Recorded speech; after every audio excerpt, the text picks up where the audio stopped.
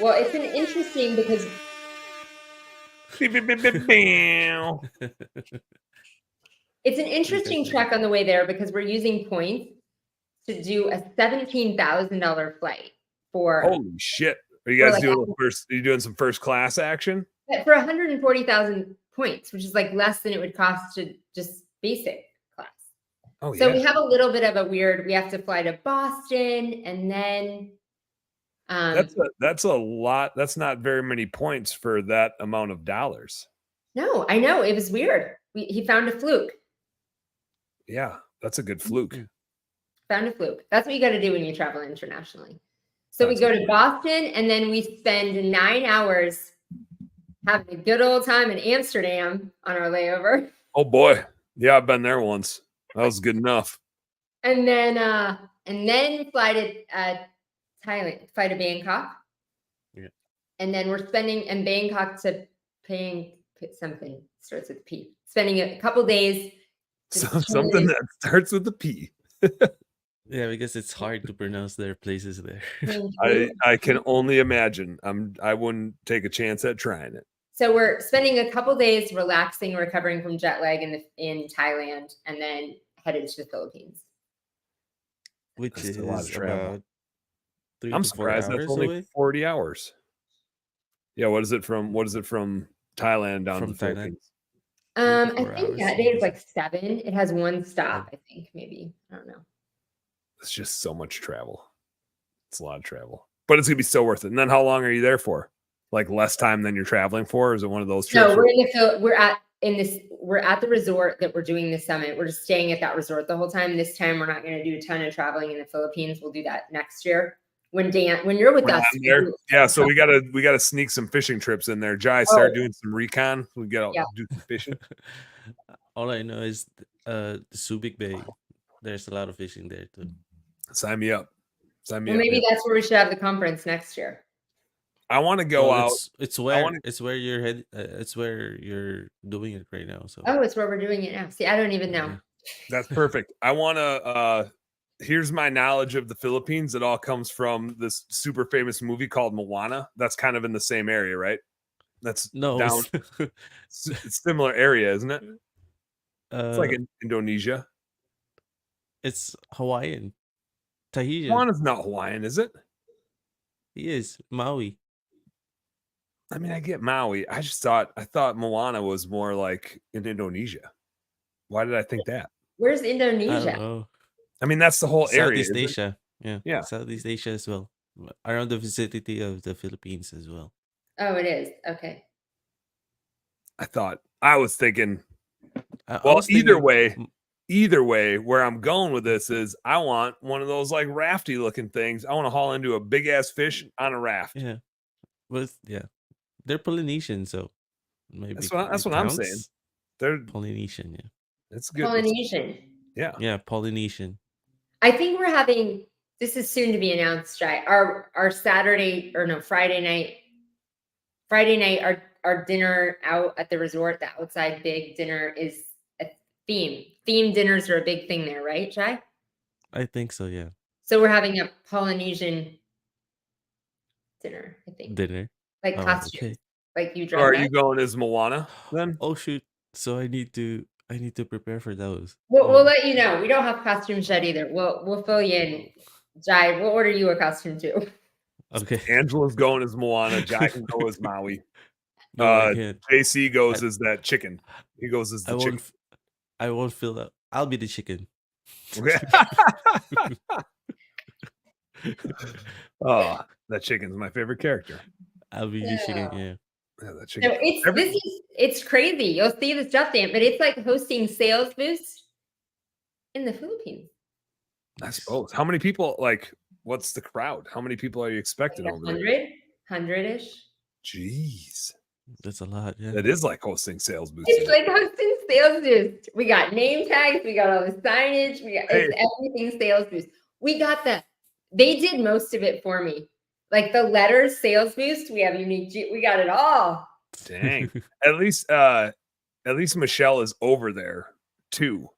From like a boots on the ground perspective. That'll be everybody's boots on the ground. Yeah. They've toured the resort. They got all the Yeah, now it's no longer a VA business. When you go over there, now it's a boots on the ground business. It's I don't know what kind of business it is, but it's just a boots on the ground business. All right, I need to get us on the radio. Jai, you ready to make a radio show? We're gonna do radio plug stuff. in the butt. Yeah. All right. In the butt. We're plugging in the butt here. Here we go. Welcome to Happy Hour, brought to you by Best Damn Bookkeeping.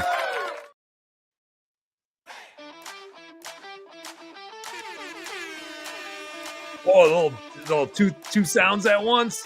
Those two sounds at once. If you're keeping track at home, dig it. Oh, my thing is moving on me. Not that there's anything behind me. My bar is moving on me. What's up, everybody? Happy Wednesday.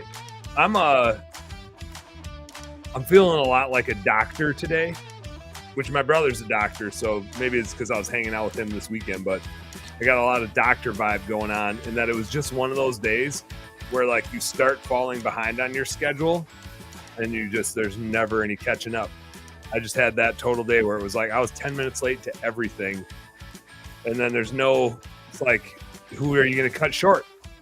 You're just scrambling. So I had that sort of day. Hence why we're about 10 minutes late, 13 minutes late, getting on the radio. It's that sort of day. But we made it. I got me a cocktail. You got a little Corona? You got a Corona with a lime over there? Yep. There you go. Cheers, Angela. Well, cheers. Was that 2 weeks in a row you weren't on? You were gone? It was. And I was going to try both weeks. And I was in Omaha.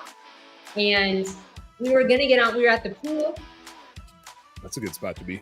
And so I thought I would be on both weeks. We're at the pool. And then last week we were in a pub. And I thought I would get on with a Guinness. And that would be very on brand. Yeah. That would have been good. But when it's 4 o'clock here, it is 9 o'clock in Ireland. So I maybe made it past happy hour. Yeah. Yeah. It would have been like the old days when I had the Bookkeeping Beer and BS podcast. We used to do whatever guest was on, and we'd go for like an hour and a half, and then we would stop the show, and then we would restart. And like, we're no longer talking business. Maybe we would, but it just turned into drunk people talking about whatever. That was like part 2 of every episode. Jai, did we produce any of those as a podcast? Yeah. I don't remember if we ever. No. I don't think we did the after hours podcast. I was to say, I don't know that we ever made one of those be a podcast. No, we didn't. But I remember when I was a guest, I was late. I mean, this was after we first met, and before I was on this show, I was a late night guest. And I'm like, this is going to be dangerous. Like this late at night, we're drinking. Who knows what's going to happen? Who knows what's going to happen? That's right. But we made it. Now here we are, hanging out. I missed you the last 2 weeks, though. It's strange not having you on here. It was lonely. People stepped up, but now that you're back, look, nobody's here. There's like, well, Angela's back, so we're good. Chad Murray hinted he was going to jump on. I try not to respond in the group and say I'm going to be on, so they all feel like I'm. Yeah, like, well, we better jump on because Angela's not going to be there. Yeah. Well, now, because I want to talk about vendors today and how to pick good vendors and what to look for, and just especially like a lot of us. I mean, you and I are vendors for a lot of the listeners, but like we also use vendors, and from experiences for a decade plus of picking some wrong vendors, picking some right vendors. And I don't want to like bash anybody, but just behaviors that I've seen and traits that I've seen with vendors that are super good and vendors that don't live up to expectations. I think it's just like an interesting topic to dive into. And especially going into the fall, because we all like this time of year, we hit this summer lull and we're all like, okay, what do we need to do for the fall? Well, we need to hire some people. Who should we use for hiring? Do we want to use somebody for hiring? Should we not use somebody for hiring? Talk to a gal today, and she's probably going to reach out to you, Angela, because she's like, do I need a VA or do I not need a VA? And who should I talk to, right? And I'm like, well, here's, there's a few people to talk to. Here's who you want to talk to. Here's mathematically what you're looking for and what you want them to help you out with. So we're all, and I'm seeing more of this in the home service space too, which is the same thing we're all doing in our personal lives, which is we're just getting more used to delegating stuff. And that's great. but it can be super frustrating because we give up a little bit of control and it can burn us too, right? But it is funny watching. Like I was hanging out with my parents all weekend, and just this inclination of older generations to try to take on more of their own stuff versus delegate it. And it, you know, like the younger the generations, the more likely they are to delegate stuff and to pay for those sorts of things.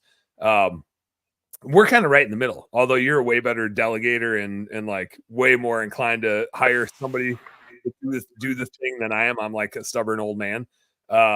We haven't specifically covered that on this show, but like you've told me multiple times to get somebody to help in our house, and I'm just like, I just can't do it. Just can't do it. I'm too stubborn. I'm too like, I don't want to delegate yelling at my kids. I get to yell at my kids. But anyway, that's a different story. But like vendors can enable our business so much. But it's a slippery slope. And you can choose wrong. And I think we all have. And so I thought that would be kind of a fun topic today. And I was going to say, like, it'd be great if Michael was here and if Sean was here. But instead, we just get to talk crap about them, which is equally fun. It would be great if Michael and Sean were here. Michael sometimes is watching. I know that's why I'm trying to call him out right now, because he's probably watching and he's like debating if he's going to jump in or not. And so now we'll find out. We'll find out. We'd like for you to jump in, Michael. He's at Yosemite. Oh yeah. Vacation. Oh man, now we're dogging him and he's on a family vacay and we're sitting here dogging him. I almost feel bad, but not quite. It's fine. It's fine. Hey, what's better than tuning in to Home Service Happy Hour while you're on vacay? It sounds like a great use of time to me. What a vacation to just be a listener. So here, Angela, we'll just like spitball on this here from a vendor standpoint, because I'm sure you've used some vendors that were good and some bad, and observations of other vendors. And I think being a vendor, I get more critical of other vendors because I'm just like, why would you like? And just seeing the way some people behave, it like just can turn me off big time from whatever they got going on. And so I don't have a specific list. I should have like made notes. This is one of those things where normally if I had time and I wasn't running 10 minutes behind, I'd like make a to-do list of all the things that I see from vendors. But I think the biggest thing that I found, and I see it in when I use vendors and I see it when I work with other vendors for home service companies, is it generally, and frankly, this works for all of you that are listening with your business too, whether it's with your customers or employees. Setting really good expectations, is the number one thing. If there was like a trait that I see in a vendor that's awesome versus one that sucks, it's in the setting of expectations, in the time spent doing it. It's a huge red flag to me when a vendor's like, yeah, hey, fill this form out and then we'll get you going, or hey, grab 15 minutes with me and then we'll get you going. That can't possibly be enough time for me to understand what the hell's about to happen right now. And so if that's all you're going to dedicate to like setting expectations, I just feel like there's going to be some misunderstandings, because I'm sitting here telling myself a story about what I expect to get. And you're probably got a way of doing it. And maybe it makes sense and maybe it doesn't. But I don't think we're going to be on the same page if you're just having me fill out a form. And that's all. That is the thing that's how I'm supposed to know what I'm about to get. Or maybe you give me 15 minutes and you're rushing through and not even probably giving me that and jumping on to the next thing and not actually understanding my business and not actually understanding my problems. I even gave a vendor today, Angela, I gave a vendor a second chance today. And I think we're going to switch to our stuff with them.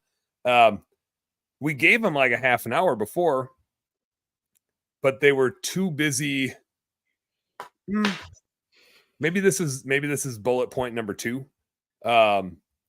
They were too busy telling us all about everything instead of hearing what we actually were looking for.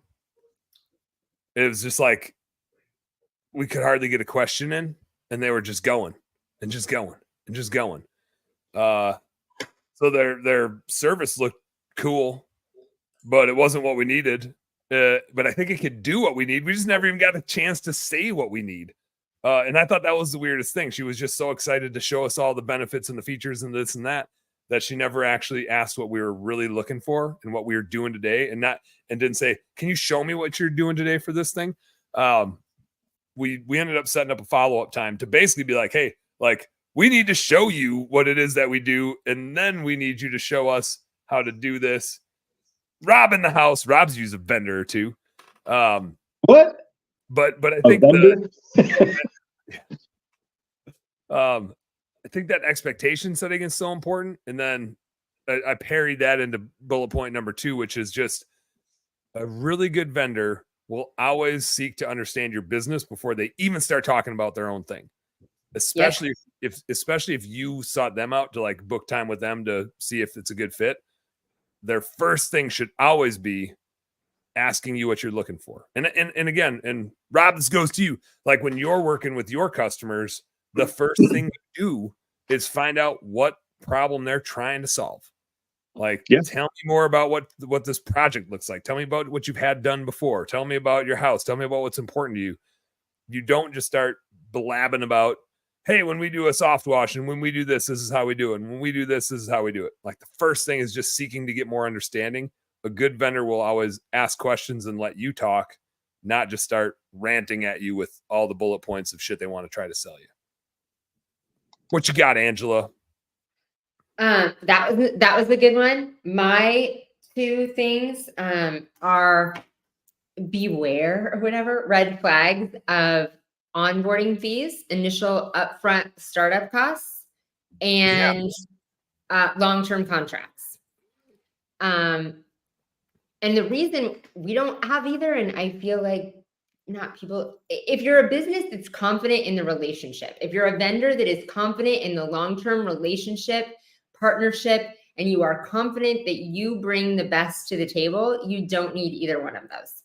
Like it takes us months of a relationship to break even from the startup costs, right? Because of that, you need to learn the pain points. You need to onboard the client. Like there is a huge expense up front. But I believe in what we do, and we want to assume that risk. And so is your vendor confident enough in their partnership that they're invested in your success and partnership, not just getting a lot of money to onboard you, to get you in the door? And then second, long-term contracts. Obviously, like that makes sense. Like we're going to invest in you, and in business sense as a vendor, that makes a lot of sense to sign a contract that you're going to be with us for a year because we're going to spend this time investing in you. But a vendor needs to be confident that they're doing good services and only want to be your partner when it makes sense for you. Like you don't want to be in a relationship where both people don't want to be in a relationship. Angela, that fly is going to get you. I know. It's like, it's dive bombing you. It's coming at you. Dive bombing me. I saw it. It like flashed in there a couple times. You're going to have to do the old, just like no look and just snag it. Casey left the door open, didn't he? That son of a gun. This new house has a weird fly problem. You need those sticky strips. You need the sticky. Did y'all end up replacing all that carpet? We did not. I know that's because it's a rental, right? Yes. Yeah. Okay. So no, we had carpets cleaned again, ozone treatment. Now we just got to figure out the flies. But the rest of the house is great. We had, other than the fact that we've lived here for a month and only been here for a week. Yeah. You've had it for a month, but been in and then we're gone 3 weeks in August. So I was gonna say this actually just seems kind of like par for the course. Like you bought a place to you're renting a place to store your shit. It's kind of like a business. Like you guys are on the move more than anybody else. You just need a place to store some stuff.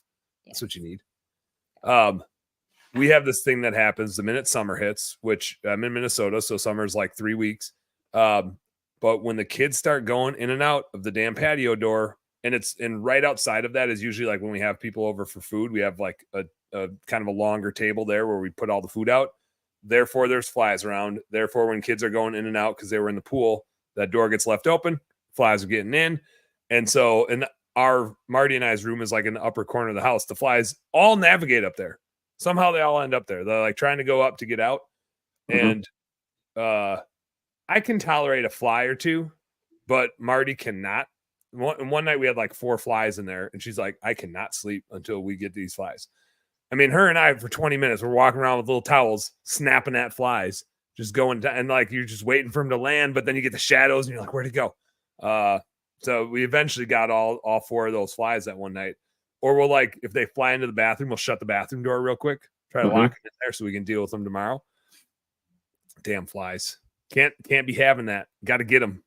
You got to get the tennis racket, man. Tennis racket's phenomenal for it. That little zappy tennis racket. Yep. Every night we go to fly level 0, and then every day there's more flies.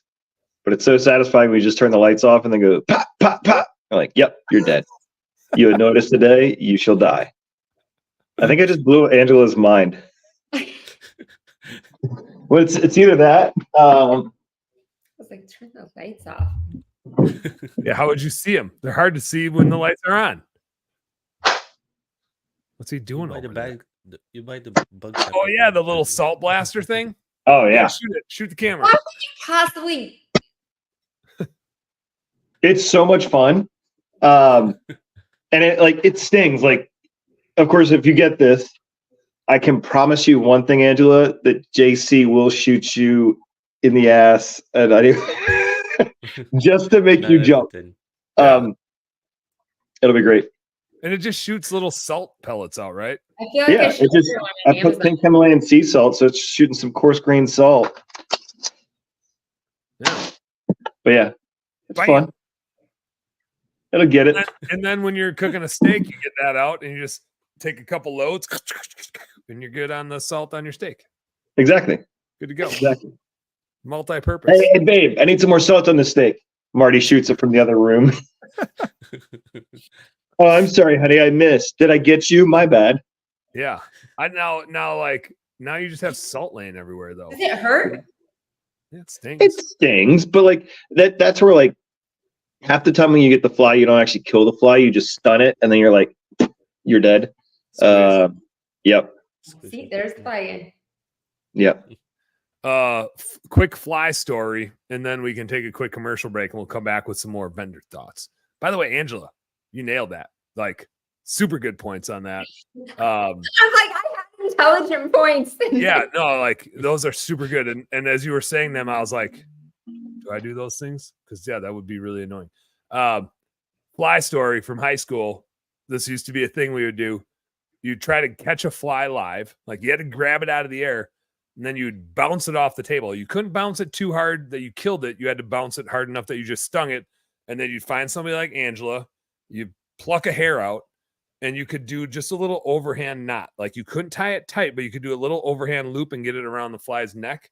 And eventually it would come to, and you would legit have a fly like on a string. I successfully executed it once at the lunch table. And it was like one of the coolest. I was like, for the next hour or two, I was walking around with that damn fly. I was so proud of myself. It had to. Dude, I'm just watching like Angela's hair just fly through the air. It was just like this fly that couldn't get away from you. It was just absolutely hilarious. So anyway, pro tip: go out and grab a fly, throw it down. Not too like you got to throw it down hard enough that it like can't just fly away. So you got to bounce it off of a flat surface to stun it. But you can't smack it too hard or you're going to kill it, right? Give it a couple minutes to come to. Get that. You probably got 20, 30 seconds at least to grab a long hair from somebody like Angela. Don't use Rob. There's just not enough. You're going to be screwed. It's not going to work. But yeah, just get long hair, walk a fly around. What else are you going to do when you're at the lunch table and you have a off period in high school? What else are you going to do? All right, Jai. I'm done telling fly stories. Send us into a commercial break. We'll get back with a little more how to pick good vendors. We might have some horror stories or some big win stories. Since Rob's here, I might pick his brain or give him some props on giving vendors feedback too, because Rob's given us super valuable feedback before. That's super valuable. Did I say super valuable twice? Yep, I did. Time for a commercial break. Super, super valuable. Super valuable. Super, super valuable. Super valuable. Super value.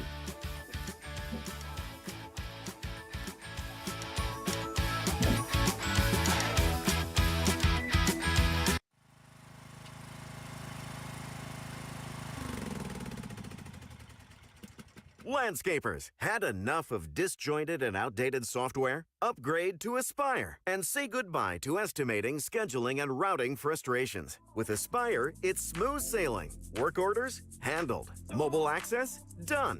Invoicing, payments, and real-time reporting? It's covered. Aspire's got your back. Why settle? You deserve software that works just as hard as you do. Learn more at youraspire.com. That's youraspire.com.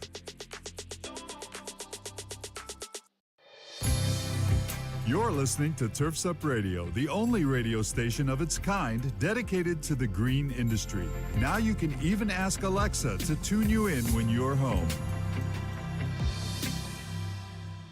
True Fuel is a high-octane fuel precision-engineered for your 2- and 4-cycle equipment. They use the most advanced synthetic lubricants and stabilizers in an ethanol-free fuel, improving performance, protecting your equipment, and saving you time. That means easier startups, smoother idling, and quicker trigger response, plus extended life for all of your equipment. True Fuel is ready to use and easy to store, helping your operations be more efficient and reducing maintenance costs. We at Turfs Up use True Fuel because we know it works and we know it's the best option. Check out TrueFuel50.com to learn more. That's TrueFuel50.com. From the East Coast to the West Coast and around the world, here's to all the women in the green industry. Turfs Up Radio, your industry, your station.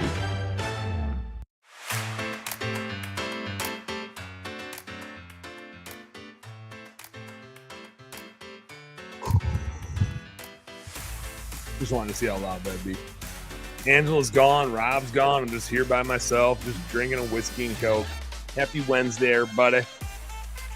We're talking about vendors today. All my vendors left. Now I'm just here by myself. But Jai's playing me some sweet tunes. Thanks, Jai. Angela's probably had to go get a beer refill, which she nailed. I knew it.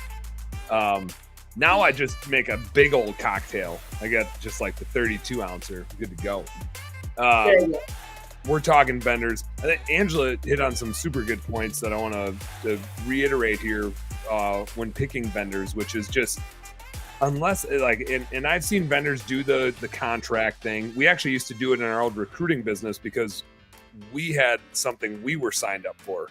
And so we're like, hey, if you're going to use our service, we got to have you sign a contract because we're signed up for 12 months. And we tried to get our vendor to like reduce their contract. Same thing is like, if this is working, we don't need a contract. But if we're end up signing a contract, then we're passing that through because we can't sign this and not have one on the other end.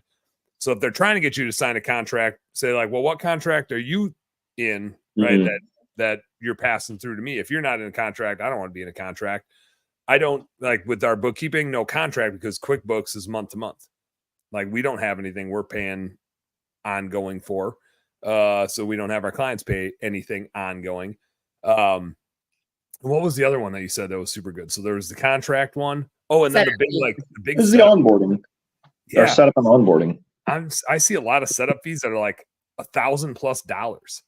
And I'm just like, man, they're just like, depending on the thing, again, what's the upfront cost that they have? Or are they just trying to make as much money as possible up front so that like the hook is off, right?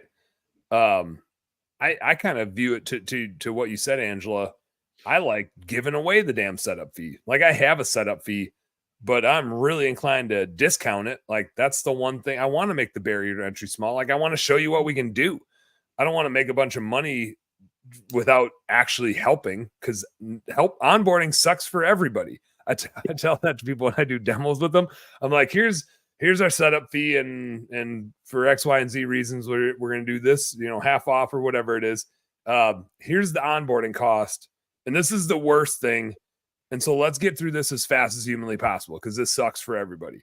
Like we're not making money. You're not getting the ultimate value. We got to get you to like the monthly recurring stuff here so we can actually send you some sweet reports and help your business out. So I'm with you. Like we got to get people through that crap as fast as possible because nobody's winning there. Skip says free is never appreciated, which is totally true, but gouging with fees is insulting.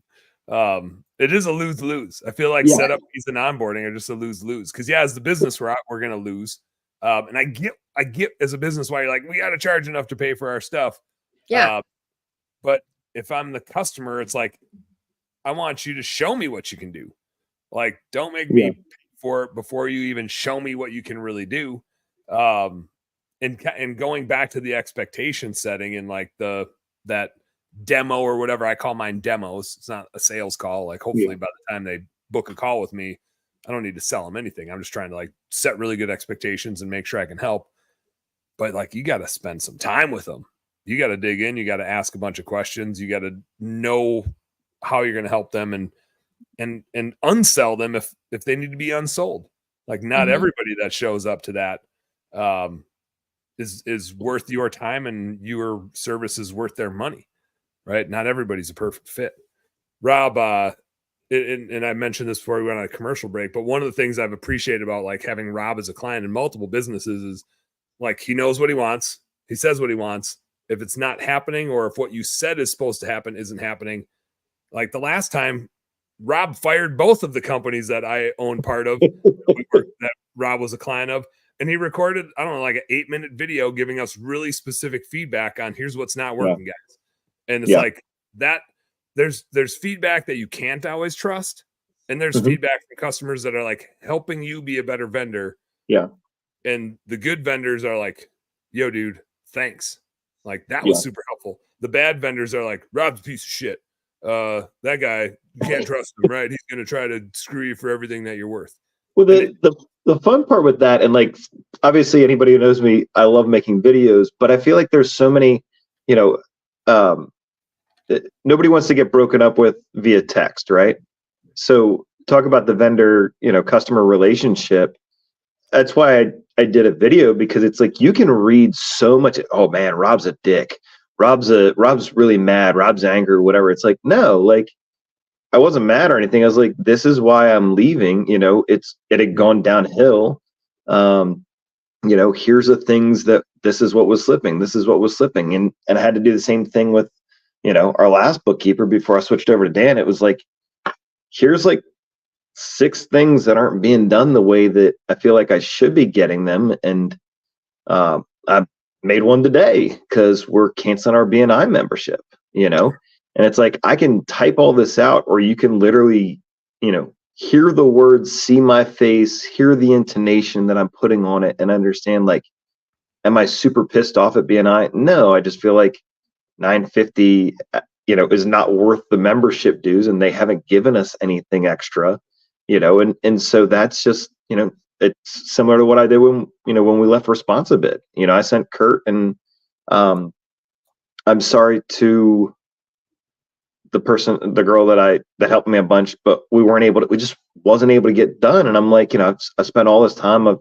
that's where like something like onboarding with such a major system like that, I get the setup cost, but I've yet to see hey, this is to set it up. This is to set you up. Like, that's what they're saying. Pay us this money. We had a CRM, I think it was like M Help Desk or whatever. Setup and onboarding was $2,500 to like import all of our customer data, do all this stuff. And they took our data list, all the stuff from Customer Factor, imported it, and they're like, we're done. And I was like, looked at it, and like, Dan and Marty Plata, right? That was Dan, Marty, were like 2 first names and then the last name Plata. No, it just became Dan and then your last name was now Marty. And like, so much stuff was jacked up that it was like, and they're like, what do you mean it's wrong? I'm like, okay, I've checked 3 client accounts and 2 of the 3 are wrong. Like, this is data, it's a CSV file. And like, it was the most ridiculous process. I was like, all right, roll this back. They're like, oh, we got to send an email to the program director to do the thing. And it was like, we're going to need to charge you more for that. This is extra. Well, and that's like, I had to fight with them. They're like, we don't typically do a refund on this because, we have the sunk cost. I was like, yeah, but it was either on the 3rd or 4th attempt. And it's like, you guys have failed. You still don't understand what you're doing. And at this point, like, if I have to do all of it, I need my $2,500 back. Like, there's some big, I think ServiceTitan has a big onboarding fee because it's a massive amount of setup. And if they don't do that, then you won't be successful with it. Like, your average human being is not going to successfully set up Service Titan. They need a guide to walk with them in that journey. Yeah. And probably to stay with them for the rest of the time. Yeah. Barry hit it here. Always vet vendors and stores, even customers. Everyone ain't built the same. I think I also see in kind of the same spirit, just in all parties. And Angela, this is like a rule that I have, not a hard and fast rule, but generally a thing I respect a lot out of people that are like my friends who also can help me, is they never sell me anything.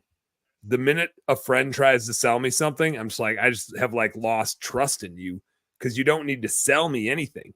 Would you like a beer? So It's a great beer. I'll take that. No, wait. But my financial advisor is the same way. Like for 10 years, he was doing financial advising and we would go hunting and fishing together and we'd hang out. Never sold me a thing.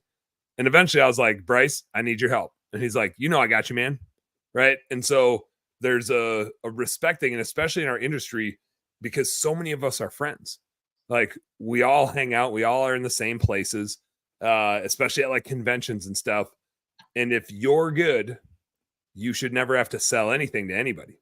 Like your customers. Megan Likes was the one that sold me on Angela. She's like, why aren't you using Angela? And I was like, why am I not using Angela? Like Angela's on my show every week. She totally can help me with this. But anytime I've had somebody in Angela's position who could have sold me a bunch of shit forever, whenever I've had them sell me stuff, they were always more concerned about selling me something than actually helping me. And your friends are always more concerned about helping you. Now, like Ben Smith, who's my buddy here, he will come and he won't try to sell me anything. He'll just like help me with the things that he has expertise on. And I helped him with his finances. He doesn't even use our service, but I went in and like set his entire QuickBooks up for him. Like, cause he's my friend, right? There might be a point in time where he's like, Emily's going to stop doing this. I need you to do it. Cool. We'll help him out, but I'm never going to sell him a thing. Never. Like that like crosses the boundary. And frankly, like I don't sell anybody anything. If you want my help, you come get my help. Like I don't need to sell it to you. But the best sales are always when your customers sell for you, right? Or people find you organically. Now, I'm not saying don't do marketing. I'm just saying I've never seen it work once where somebody is spamming my Facebook inbox with some bullshit sales stuff and reaching out blindly to me and like coming at me like a used car salesman. Mm-hmm. Like, hey, let me help you. I got the thing for you. I know all about you. I know exactly what you need. That just never works. I've never seen and I've seen vendors do that. And I see this with marketing all the time where like they can't wait to tell you about how bad your website is and whoever's doing it is terrible. Like if you ever have a marketing person tell you that, then like they're just trying to sell you. Of course they are, because they're a marketing person, right? Like they're not like, hey, let me get in there and like tweak a couple things to help you out. No cost to you. Just I want to help, right? If they come at it that way, like yes, show me, teach me. But if all you're doing is looking at my website and saying, let me tell you about all the 20 things your current website dude is doing wrong, it's like, well, that's just because they don't do it the way you do it, right? I could do that with every other bookkeeper ever. I could look at all their stuff and be like, here's all the stuff they suck at, and some are bad, but some just have a different way of doing it. It doesn't mean they suck. It's just they're not the same as us. We have a way we like to do it. I'm sure there's bookkeepers and CPAs out there that would look at our stuff and be like, that's not the right way to do it. Like, this is the way we do it for home service companies. Like you guys do it your way. Let customers decide what the right solution is. But I think anytime you start seeing somebody like spamming you and trying to sell you some shit, that to me is just like, no, let somebody else talk for you. The worst person to sell your stuff is you.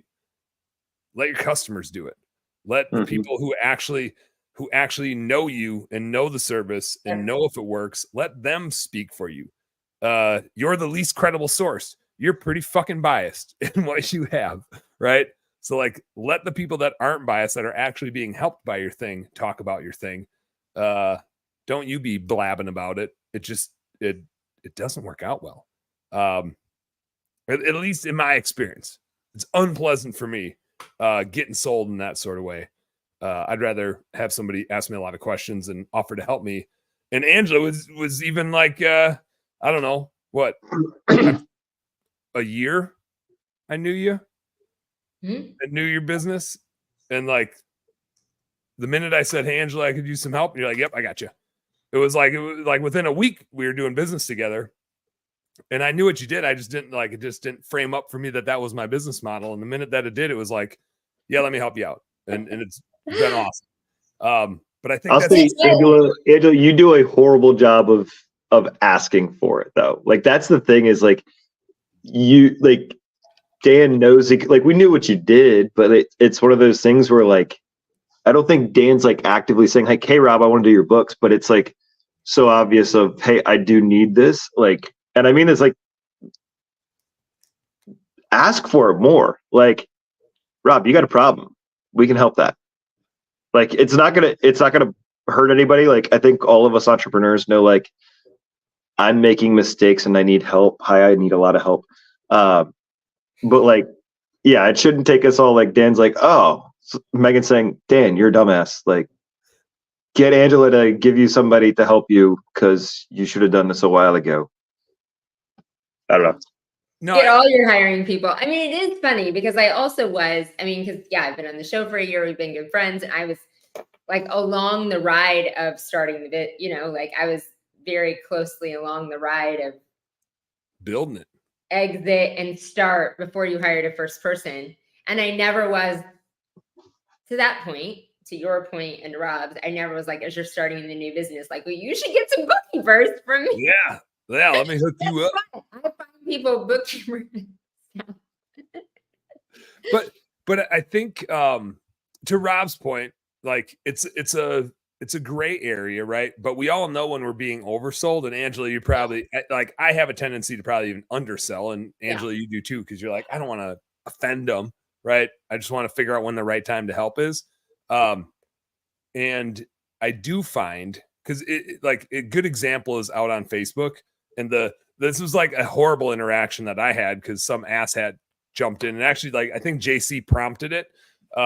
Somebody had posted like, hey, what should I look for in a good bookkeeper? Would have been super easy for me to be like, hey, book a demo with me. I'll sell you some shit. We're the best, blah, blah, blah.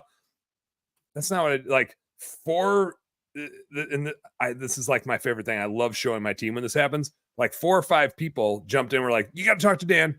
Talk to Dan. Dan. One guy said, hire a local CPA, which is the worst. That's the worst advice. Like, hey, what should I do to find a good bookkeeper? Hire a local CPA. It's like, what should I do to get a good salesperson? Hire a good technician. Like, that's basically like, hire a good customer service person, a local subcontractor. Like, it's just the worst advice ever. So I jumped in and said, like, here's some qualifications that I'd look for. Didn't say a thing about my company, right? 5 other people did, but I just jumped in and said, here's what you should look for. Here's like the criteria of what I would look for in another bookkeeper. And said it right off the get-go, like, I'm biased. I have a bookkeeping business.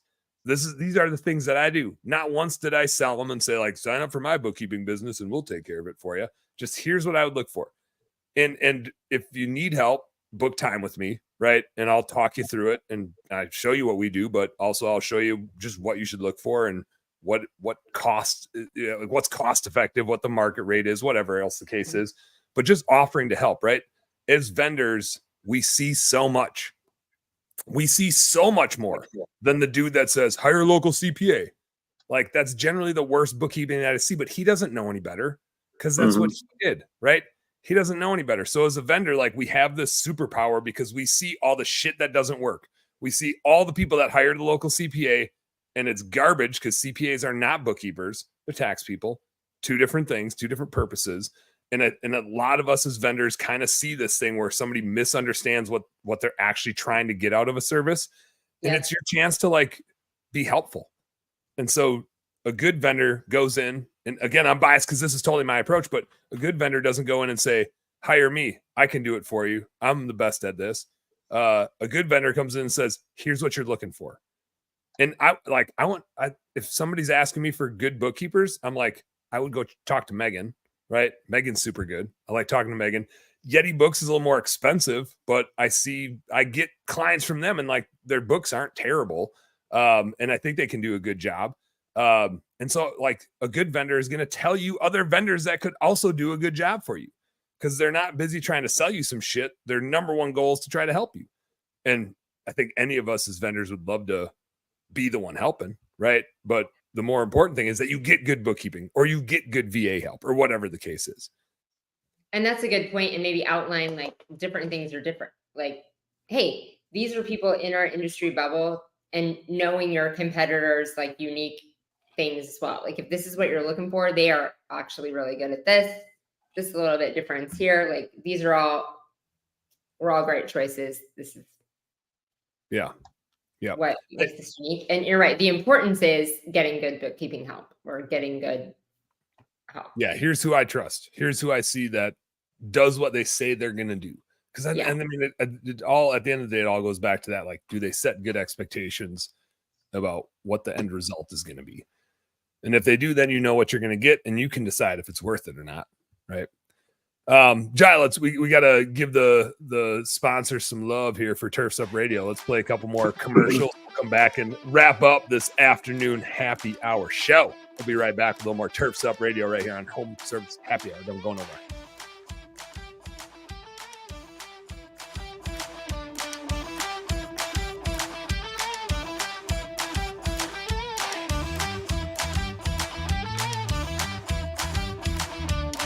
Get ready to abandon gas with Crest Commercial. With insane power and extreme longevity, the era of batteries trailing behind gas engines is over. With the Crest revolutionary 8-minute cyber system, Crest Commercial landscape tools provide the same power and performance as their gas-powered counterparts, as much as a 2-stroke engine. Plus, the Crest 60-volt CyberPack batteries charge in 8 minutes or less. Professional landscapers can finally make the switch to battery without sacrificing performance, power, or runtime.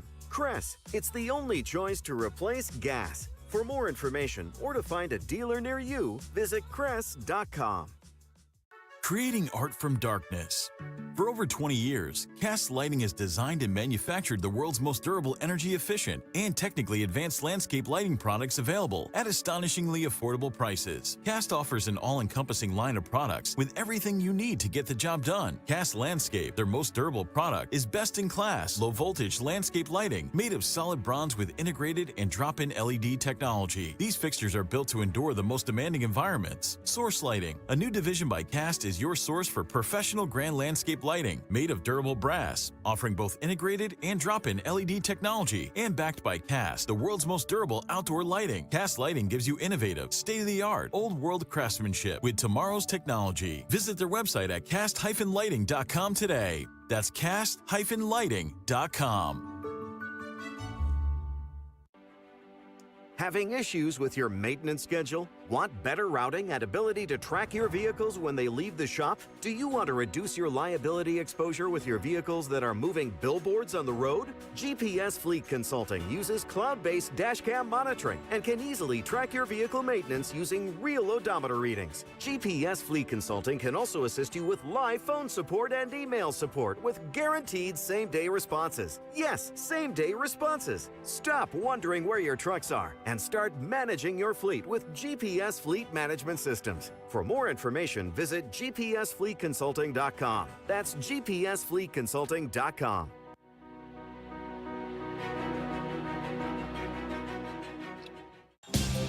From the East Coast to the West Coast and around the world, no one rocks like Turfs Up Radio.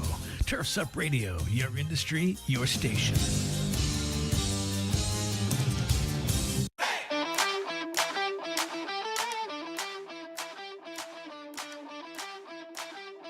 Rob is such a weirdo. He's just sitting there. He's not even dancing. Where's Jai at? Where's Jai? Jai should be in here. There he goes. He's doing it now. All right. Now Angel's got competition now. Yeah. He's got it down. What's up, boys and girls, business nerds? Welcome back to a little home service happy hour on Turfs Up Radio. We're wrapping this baby up. We're almost out of time. Anyway, I don't know if there's anybody after us. Holy shit, it's 90 degrees out here. Damn. Whoa. It's 91. Ryan and I will be having an in-person dance-off. Oh, yeah. Yeah. Yeah. Which one of you guys is doing the moon and which one of you is doing the worm? The moonwalk. is what I meant to say, not the moon, not like just showing your butt cheeks off. Which I one? was like, what is the moon? The moon. I meant to say the worm, and then I said the moon because I was thinking like the one word one, but I got the wrong one in there. So then I said the moon instead of the worm. But I also was going to say the moonwalk. You know, it's been a long day. My wife's been, this is the third week in a row. Marty's been out of town. So I got all 3 kids, and I'm just trying to stay alive. Okay. Is she not back yet? She was back for like the weekend. We were on vacation, and she flew out of Wisconsin actually to like go to Denver to her next conference. She gets back sometime tonight. I don't know when. Sometime. I'm tonight. excited about meeting JC and doing some karaoke. I'm holding on to that one. Yeah. What do you get? JC will be doing the karaoke with you, Jai. You've been practicing, Jai? You've been practicing your karaoke? Not a lot, but yeah, I got about the dance off. I'm listening a lot to Bye Bye Bye by NSYNC now, so maybe that one. Yeah. You'll because do it. of the movie. Yeah. Good. What movie? Is there a movie out? Yeah. Deadpool, the new one. Oh, Deadpool has it in it. Yep. Really? It's good. It's good. You should watch it. I can see Deadpool doing something ridiculous. Yeah, I'm So excited. like, hey, Ryan Gosling or Ryan Reynolds. Yeah, do some stupid shit. Perfect. Right on character. The wrapping up the vendor talk. Rob, obviously you choose from a lot of vendors. You talked a little bit about how you like to fire them if you need to. And Frank, like, which like I'm saying that in like jest, but it was so helpful. My timing was weird because you fired us right before I left my old company, and so it was actually like really good feedback for me to get before I started a new company. Thanks for the timing of that. But when you're signing up with a vendor, and we all use vendors, right? So like it's just a little different. But when you're signing up with a vendor, what are you looking for from that like first, I'll call it the sales process from them, or that demo process, and whatever like that onboarding looks like? What's important to you? I mean, I'd say most of the people that actually pretty much all of them are people that I've known for a while before making that decision. It's been very few that like we've signed up with somebody out of the blue that just had a great pitch, a great booth or whatever. Yeah, dude, sexy booth, man. Let me sign up for what you got. Yeah. You're not doing that? Yeah, no, I even like made a public thing at BBB. I was like, so my like lesson is 10,000 idea is don't sign up for anything at conventions, because you'll find out a year and a half later that they're still being charged and you're not using it. But yeah, so there's that. I mean, deciding it is that overall reputation. I mean, do we know, like Michael Gregory knows his stuff. Like I reached out to him to do some stuff for us with Google Ads. Like I was like, I need this thing set up. I don't care what it costs. I just want to get it done. And I could screw around with it a lot and probably mess something up. For some of the other vendor stuff, I mean, we used Melody for our VA. I knew Melody and what she was doing for a long time before I finally, she set me up with a part-time guy. He was decent, and then was like, all right, let's make the plunge. And that was last June. And, we lost everybody in June and turned over a whole new staff. And I was like, well, hey, now we have a virtual assistant running a business. Yeah. I think it comes down to also that communication side. Those first couple of days, first week or two kind of makes or breaks how all that goes. Are you being followed up with, or is it to a point where like, even on my side, like, am I already putting up red flags because I'm not responding to emails and things? And then the person's like, well, this is going to be a rough ride. It's the whole, it really does come down to the know you, like you, trust you. The previous, who we switched from Blue Skies to, he'd been our guy in our BNI group for a long time. And then we switched over to them for a while, and, some things started falling through the cracks, and, just wasn't getting the value, which I think you kind of touched on it too, Dan, is like making sure it's clear, like, this is what you're getting from us. I'll say, like, with something like Collaborate, I don't really understand what we're getting with it. So it's kind of hard to understand, like, are we getting, what's the success criteria? Yep. Yeah. How do we know if this is working or not? What do we need for? And I think that's where, like, a lot of the stuff with what you guys are doing now with Best Day at Bookkeeping, the video walkthrough actually just simply explaining at the end of the month, like, hey, these are the numbers, this is what we see. And now let me interpret this from QuickBooks speak into regular beer drinking Rob and Dan language. Like, hey, Rob, I think you should spend some more money on marketing that might help the other spots. Or like, this seems kind of high. Or like, hey, here's what's going on. Instead of just, you spent, $13,000 on payroll that month and bonuses. Well, that doesn't seem right. Oh, well, like there was a lot of, Okay. Like this pesky $35 charge is still showing up. I don't know. Can we just delete that somehow? We'll make a journal entry. We'll clear that baby right up. Yeah. That little guy, don't worry about that. There's a, I think it was like Dave Ramsey was talking about one time, and he's like, what is all this ESP like in your checkbook? And like when they would balance their checkbook, they would go through it and then they would just put ESP, $635. It was error someplace. And so instead of figuring it out, it was just like, now the numbers work. Like that's what had happened with our last group. It was like, I guess our total sales or whatever income was wrong. And instead of putting the correct number, it was like, let's just add another thing instead of undoing and doing the right thing. Let's do a double negative. That'll work. We had a client. We actually met with them today, just doing like some balance sheet cleanup stuff. And there was one, they had bought the business, and so there's different loans from when they had bought the business, and I think like 3 different parts to it. And there was a journal entry that was just unexplainable. It just like in its nature, it didn't make any sense. Where the money was flowing between these accounts didn't make any sense. And so we're like, we had met with them previously and we were trying to figure it out. They didn't really feel comfortable like emailing their CPA to say like, hey, here's what is weird about this. So I drafted an email. We sent that over to their previous person, their /CPA. And then they're like, yeah, we'll check it out. And they never did reply. But we were in there today, and that journal entry was just just reversed.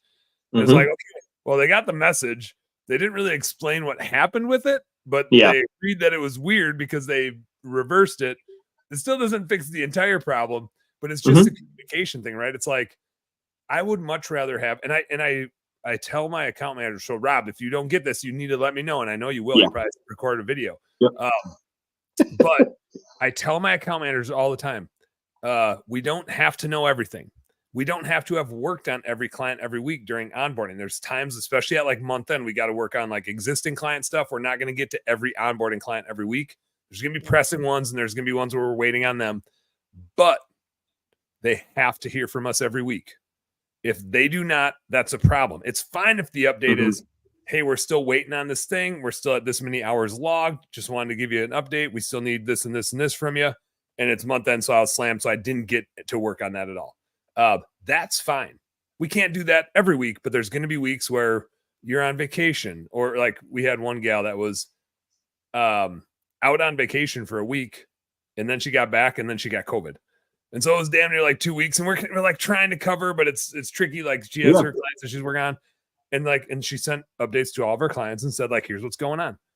And like everybody gets that, right? And if there's something that's super pressing, we'll figure out, we have enough resources to jump in on it. But what I think is super, super important is that the client, and we actually let somebody go a week or two ago because this came up like a couple times, and I was like, that's it, not putting up with it. If the client reaches out to us to say what's happening, that's a huge strike. For like the process that I want, our clients should never have to ask us what's happening. They should know what the hell's happening, because we literally have a process to tell them every single week. Here's exactly what's happening, and just proactive communication. It's just proactive communication. So I always explain to technicians, and especially just from on our service side, if something breaks, if something's weird, bring it to the client's attention right then and there. Then it's a conversation. It's not an excuse. It's not trying to, what about this? We had a guy a couple of years ago, step through somebody's pool cover. The guy calls me like a week later and is like, I have video. Your guy fell through my pool cover.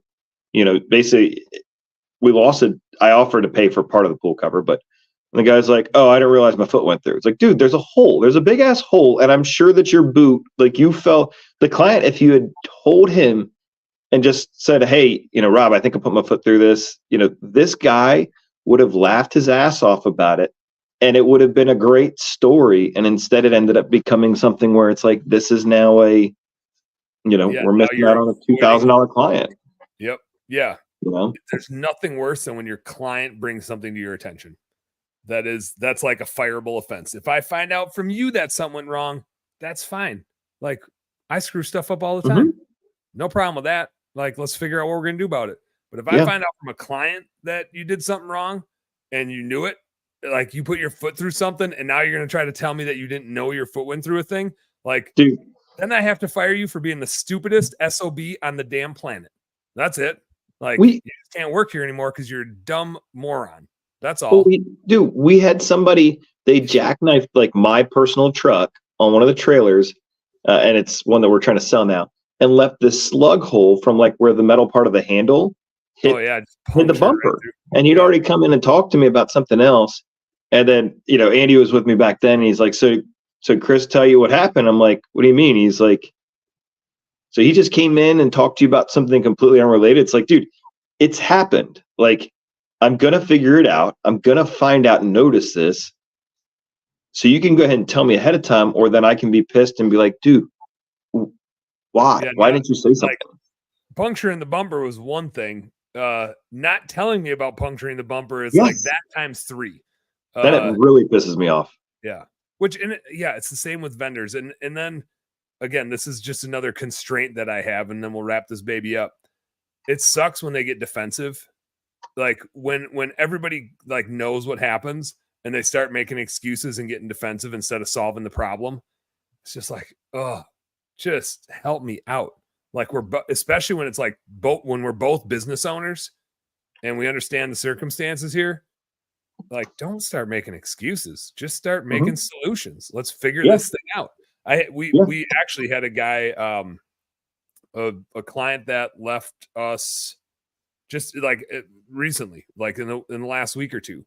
And it's purely a cost saving thing. And I messaged them back and I said, hey, like, we got your back. Totally get it. As a finance nerd, like, I am the ultimate appreciator of cost saving measures.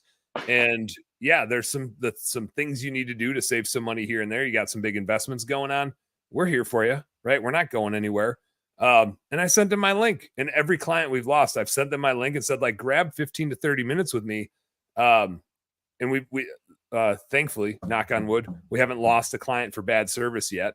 Every client we've lost has been like struggling with their business model. And so every time, and we've lost 6 maybe since in the last year, when we've lost a client, the first thing is, here's my calendar link, grab some time. Let's see what we can figure out. Like, let me help you so we can turn this thing around so we can help you more later. Like, this is a marathon, not a sprint. I have no ill will towards you for leaving as a vendor. My big thing is the only bad feeling I have is, shit, we didn't do enough fast enough to get you in a position to be profitable. Like, not for our own sake, for your own sake, right? Like, we want you to be successful. We want to come along for the ride. But if our service isn't a strong enough investment to help you be successful, then that's our problem. We got to like figure that out. But on the way out, let me see what I can do to help. And I think that's just super important, is how, if you do end up leaving a vendor relationship, how do they support you on the way out? Like, is it a good departure or is it a bad departure? And again, back to Rob recording the video, I think that's just so useful. And that's like, I can't imagine every vendor takes it well.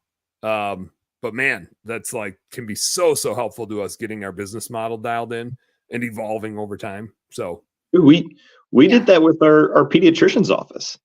We get to one of like the doctors there had taken care of me when I was a kid. And then like, I literally came in with like my Luther's 95 thesis. He says like, this is an issue. This is an issue. This is an issue. This is an issue. Like, and by the way, can we WD-40 the damn doors? Because it's ridiculous that it's been squeaking for like everyone knows. I'll take care of this right now. Yeah. And it was great because I give it to two of the doctors and they're like, hey, we're starting our own practice. Thanks for the tip. It was like, these are things that drive us nuts. I was like, good. Yeah. This is really good. Get it right in the business model. Get it yeah. right. Because just leaving doesn't help, No. And like you want to help them get better too. So yeah. Give them some pointers. Any closing thoughts, Angela? You got any closing thoughts? We'll wrap this baby up. I thought it was all good. I mean, all these things are good. And everything you just said about like, we should know as a client, like if somebody's leaving, we should have known in the communication, right? I mean, there are rare circumstances when someone's leaving that if you're blindsided, then maybe it wasn't a fit. If you're blindsided and you're not at fault for the over communication, then there's just something that wasn't a fit. And Rob, like that video goes so far of like, what is it that went wrong? If there wasn't a if we weren't over communicating, when someone's just like like you said, breaks up over a text and ghosts and leaves, and you're like, wait a second, the last thing I got from you is this was awesome. Yeah. So what happened? Yeah. And sometimes it's different, Dan, with books and stuff. Sometimes you later find out like things just happened, like their business blew up, they couldn't pay their bill. And instead of having a conversation, they just left. And instead of like making everyone feel icky, that's amazing, Rob, to just be like transparent and like, hey, no hard feelings. If there are no hard feelings, like this is just what it is. Yeah. Yeah. And it's good to know as a vendor too, if there's something you need to get to work on, or if it's truly like there was a couple of people that left where we just weren't the right fit.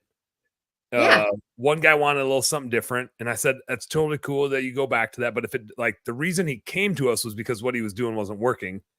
It's just his comfort zone, right? Like he wants to get back to that. It's not a thing we like to do, and it's expensive for us to do, so it's like totally cool if you go back to that. But like we switched to this, and all of a sudden you started getting really profitable and paying off all that debt. So if you switch back, cool, but don't let it go into what it got into that got you in trouble in the first place. That had you reach out to us. Like, come back. If it starts slipping again, like get your ass back here so we can help you get profitable again. Like that is what we exist for. On that note, I would say to the audience, don't be afraid to have those exit conversations with your vendor. Don't be afraid to. Because sometimes, like we've had, when I said, "Oh, we couldn't afford to pay a bill," like we've had somebody who left. I always try and have exit conversations, and who was just afraid to say, like, "We got ourselves into a situation, and we can't afford this." And I was like, "But you're not going to be able to turn it around without your admin help. So why don't you just let us help you and not pay for 3 months? Let us work on let us help you turn this around, because you're not going to be able to if you cancel this." Yeah, like we want success for you too. We're on your team. We're not trying, we don't exist to make money from you. We exist to help you, and you to be like thankful to pay us a little bit so we get to come along for the ride.